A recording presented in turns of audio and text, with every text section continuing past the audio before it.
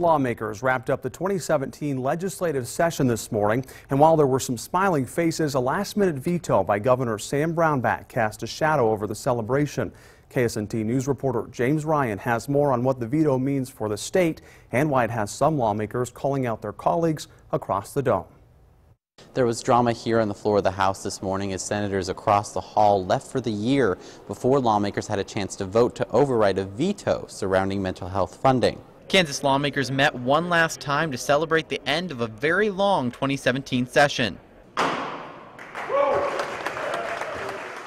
But for some, the celebration fell flat. Governor Sam Brownback vetoed a bill that would have expanded the Kansas lottery. The expansion helped fund mental health services the governor then simplified in the budget. I would make the motion to override the governor's veto, but our friends in the Senate had other engagements, and standing up for the disabled and the mentally ill in Kansas wasn't on their agenda today. There was no vote to override and no debate, a surprise for advocates who came to take part in the process. By avoiding issues, to me it says that some things are less important than others. Stephanie Sanford is with the Self-Advocate Coalition of Kansas. She says the money in question is key to quality of life for Kansans with disabilities. The issues that they're talking about are home and community-based services that make life possible in the community for people with disabilities. And it's an issue that many were hoping to vote on. Senator Marcy Francisco spoke with the Self-Advocates, lending her support and frustration over how the issue played out. A question that I asked was,